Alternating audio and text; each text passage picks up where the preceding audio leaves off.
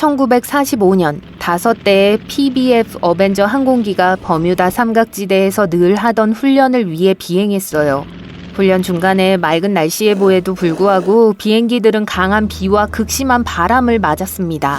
조종사들은 심각하게 방향 감각을 잃었고 항법 장비가 작동을 멈췄다는 보고를 하기 위해 무전을 보냈어요.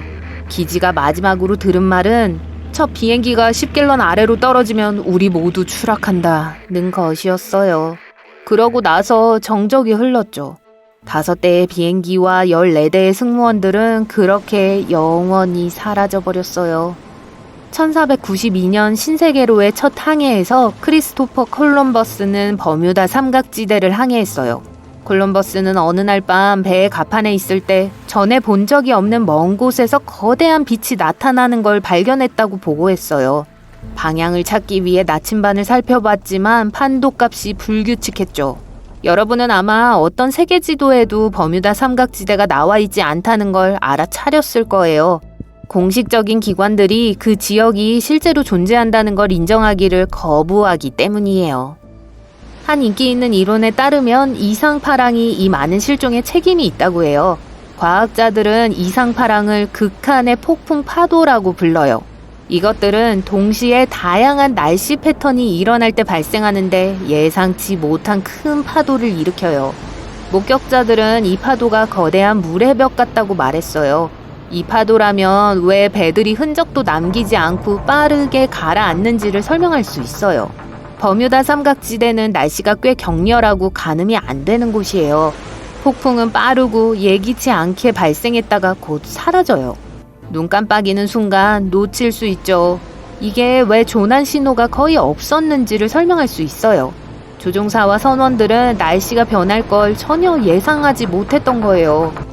버뮤다 삼각지대에서 얼마나 많은 배와 비행기가 사라졌는지는 아무도 정확히 알지 못해요. 대략적인 추정은 배 50척과 비행기 20대예요. 대부분의 경우 실종에 대한 아무런 설명도 없었고 잔해도 남지 않았었죠. 버뮤다 삼각지대의 미스테리를 풀려고 한 기이한 이론 중 하나는 찰스 베를리츠로부터 나왔어요. 그는 이 지역이 잃어버린 도시 아틀란티스의 고향이라고 주장했어요. 실종된 배와 비행기, 오작동하는 장비들 모두 그의 주장대로면 아틀란티스의 동력을 공급하는 특별한 에너지 결정체에 의해 방출된 에너지 광선에 의해 야기된 거라고 했죠. 엉뚱하게 들리지만 베를리츠의 이론은 전 세계적으로 2천만 명 이상이 그의 책을 샀을 정도로 충분히 설득력이 있었어요. 1800년 USS 피커링이라고 불리는 대형 범선이 미국에서 서인도로 가는 길을 떠났어요. 배는 90명의 선원들과 함께 버뮤다 삼각지대로 항해했고 다시는 소식을 들을 수 없었죠. USS 피커링은 버뮤다 삼각지대에서 사라진 걸로 확인된 최초의 배예요. 배가 폭풍에 의해 쓸려나간 것 같지만 잔해가 발견되지 않았기 때문에 우린 알 길이 없어요. TBF 어벤져 항공기가 실종되었을 때 대규모 수색 작업이 시행되었어요. 배와 비행기들이 버뮤다 삼각지대에서 항공기의 흔적을 찾기 위해 수색했죠. 수색 중인 보트 중 하나가 PBM-5 메리너 비행정이었어요. 그 비행정은 오후 7시 27분에 비행했고 3분 후에 일상적인 무선 메시지를 호출했어요. 그러고 나서 소식이 영영 끊겼죠. 구조비행정이나 5대의 어벤져 비행정에 대한 흔적은 발견되지 않았어요. 이 모든 비행정의 실종에 대한 대대적인 조사가 시작되었지만 아무것도 발견되지 않았어요. 이 바다의 특정 지역은 세계에서 가장 왕래가 많은 백길 중 하나예요. 일부 회의론자들은 이 사실이 버뮤다 삼각지대의 미스테리를 풀어준다고 믿어요. 통계적으로 바쁜 지역일수록 사고와 실종 빈도가 높죠. 말이 되긴 하지만 버뮤다 삼각지대의 미스테리는 실종 빈도 때문이 아니라 설명도 또 발견된 잔해도 부족하다는 점 때문이에요. 해저에 부패되고 있는 유기체들은 물 밑에 갇히는 메탄가스를 대량으로 방출해요. 이 가스는 쌓여 있다가 쾅 하고 터질 수 있어요. 가스가 표면으로 솟구치고 분출해요. 만약 배가 터지는 곳 중 한 곳에 있었다면 물은 훨씬 밀도가 더 낮았을 거고 경고도 없이 배를 빠르게 가라앉게 했을 거예요. 과학자들은 이게 버뮤다 삼각지대의 많은 실종의 원인이 될 수 있다고 믿고 있어요. 이 이론이 엄청 말이 되긴 하지만 그럴 가능성은 없어 보여요. 미국 지질조사국은 지난 1500년 동안 이 지역에서 대규모 가스 방출이 일어나지 않았다고 밝혔어요. 해저는 자철석을 많이 함유한 바위로 이루어져 있어요. 철에 가깝죠. 자기장은 해저에 있는 높은 농도의 자철석에 반응하는데 이게 둘 사이에 일종의 충돌을 일으킬 수 있어요. 이게 종종 다양한 날씨 이상을 초래할 수 있고 결과적으로 내비게이션 문제로 이어질 수 있어요. 그리고 당연히 해저의 변화나 지구의 자기장 변화는 버뮤다 삼각지대에 많은 영향을 미쳐요. 자기장이 끊임없이 움직이기 때문에 버뮤다 삼각지대도 같이 끌고 갈 수 있어요. 이제 사람들은 삼각지대가 어디에 있는지 알기 때문에 그걸 피하는 건 쉬워요. 아마도 자기 극과 같이 동쪽으로 이동했을 거라고 생각되지만 과학자들은 아직도 그게 몇 년 안에 정확히 어디에 있게 될지는 답을 내리지 못하고 있어요. 어떤 사람들은 모든 재앙을 지구 밖의 초자연적인 활동 탓으로 돌려요. 어떤 사람들은 격렬한 자연현상 때문이라고 생각하죠. 미시건 호수에 또 다른 삼각지대가 있어요. 버뮤다 근처에 있는 것처럼 미시간 삼각지대도 몇몇 실종으로 음울한 평판을 얻었어요. 처음 기록은 1679년으로 거슬러 올라가요. 그 당시 그중 가장 큰 선박 한 척이 탐험에 나섰는데 일단 불길한 삼각지대에 들어서자 다시는 돌아오지 못했어요. 훨씬 후에 비행기 한 대가 이 삼각지대에서 사라졌어요.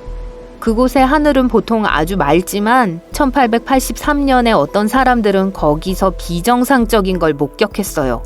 어떤 사람들은 하늘에서 큰 얼음 덩어리가 떨어지는 걸 봤다고 주장했고 선원들은 심지어 확실한 증거로 얼음 덩어리를 보관하기도 했어요. 한편 태평양 미스테리 지역은 또 다른 삼각지대예요. 도쿄에서 멀지 않은 일본 남해안에는 수많은 배들이 바다에서 흔적도 없이 사라져 운명을 달리한 바다가 있어요. 여길 악마의 삼각지대라고 불러요. 어떤 과학자들은 이 이상현상의 원인이 환경 변화라고 믿어요. 또 태평양 삼각지대의 해저에는 메탄 수화물의 농도가 아주 높아요. 여러분은 원래 항로를 벗어나서 잘못된 방향으로 항해하고 있어요. 삼각지대 근처에는 작은 섬들이 흩어져 있는 카리브해가 있어요. 이곳의 해저는 깊지 않아요. 배는 얕은 물에 들어갈 수 있어요.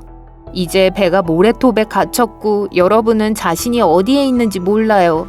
만약 21세기였다면 배의 선장이 GPS와 다른 현대적인 항법을 사용해 해안에 도착할 수 있었을 거예요.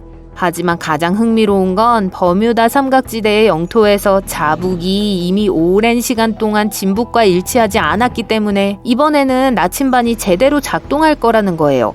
무평각선은 여기서 멀리 떨어진 곳에 있어요. 지금은 내비게이션에 아무 문제가 없어요. 하지만 어떤 이유에서인지 여기가 배들이 사라지는 곳이에요. 사실 여기뿐만이 아니에요.